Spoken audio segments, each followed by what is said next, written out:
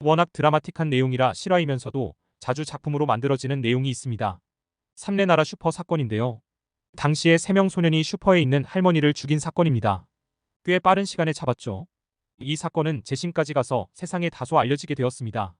진짜 진범이 따로 있다는 사실이요. 관련되어 이미 영화와 드라마에서 다뤄졌었죠. 이번에 소년들로 또다시 찾아왔습니다. 영화 자체만 놓고 본다면 다소 늦게 개봉을 하게 되었는데 제작이 20년에 했더라고요. 코로나로 인해 한국 영화가 엄청나게 밀렸습니다. 언제 개봉할지도 모르는 영화도 있고요. 넷플릭스로 간 영화도 있고요. 이 영화도 역시나 보다 보니 아역인 박소희를 보니 예전에 찍었다는 게 느껴지더라고요. 그러다 보니 여메란도 지금까지 연기신이라는 표현을 듣기 전 찍은 것이라 비중이 좀 작습니다. 대신에 홍보에는 활발히 참여하더라고요. 무엇보다 이 영화는 정지영 감독이 지금까지 보여준 세계관이 부합됩니다. 정지영 감독은 초기에 남부군으로 유명해졌죠. 그 이후 상업영화 감독으로 활동했지만 점차적으로 사회고발적인 영화를 만들었습니다. 영국의 켄 로치 감독이 사회고발과 부조리에 대한 영화를 만든 것처럼요. 한국에서는 정지영 감독이 꾸준하게 이런 영화를 만들고 있습니다. 전작인 부러진 화살이나 블랙머니가 다 그랬습니다. 사회 정의에 대한 이야기를 함께하는 감독이죠. 이번 영화인 소년들도 역시나 핵심은 억울하게 살인 누명을 썼다는 점이 아닙니다. 왜냐하면 이 사건은 이제 너무 유명하거든요. 누구나 어떤 일이 벌어졌는지 잘 알고 있죠. 그보다는 영화에서 주목한 건 소년들을 그렇게 만든 조직에 대한 이야기가 아닐까 합니다. 처음부터 조작이 들어갔습니다. 무엇 때문에 조작을 했는지 알 수 없습니다. 이 사건에 대한 모든 작품에서 그 이유는 나오지 않습니다.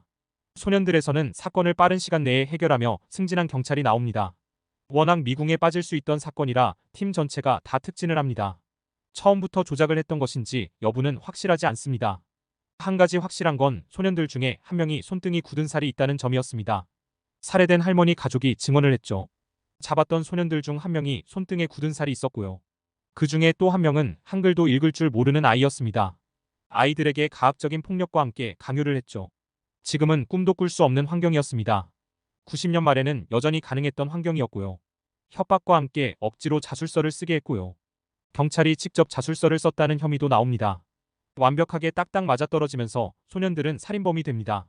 누구도 이들을 제대로 살펴보지 못한 것도 있습니다. 아이들은 어리고 제대로 의사표현을 할 줄 몰랐고요. 부모들도 이들을 제대로 케어할 수 있는 상황이 아니었고요. 이런 점들이 합쳐져서 소년들은 살인자가 되어 교도소까지 가서 복역하게 됩니다. 보통 진실은 감출 수 없다고 하죠. 진짜 범인들 중에는 마음에 걸리는 사람들이 있습니다. 설경구는 전주경찰서로 새롭게 반장으로 오면서 이 사건을 주목하게 됩니다. 따로 조사를 하면서 이상한 점을 발견하고요.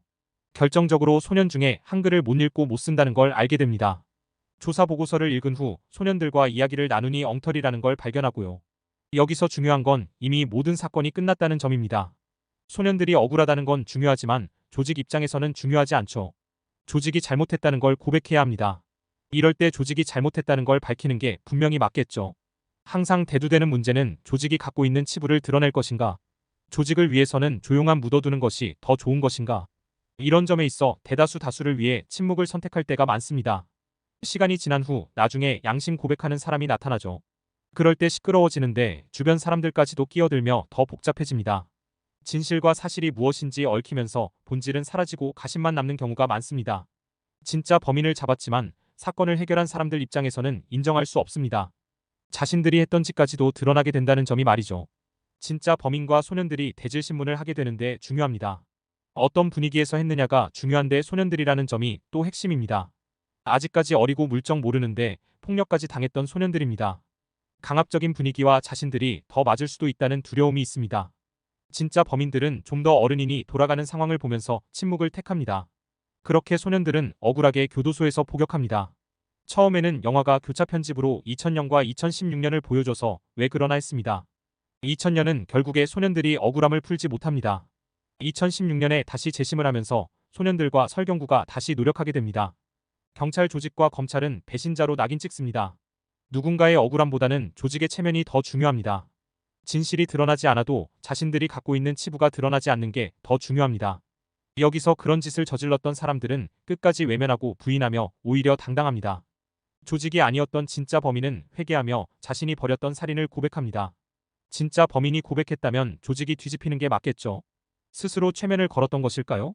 이 사건과 관련되어 누구도 책임지지 않습니다. 처벌을 받은 사람은 없다고 합니다. 소년들도 억울함을 풀었을 뿐이고요. 진짜 범인은 당시에는 공소시효가 끝나 처벌받지 않는다는 점도 재판까지 나와 증언한 가장 큰 이유기도 했고요.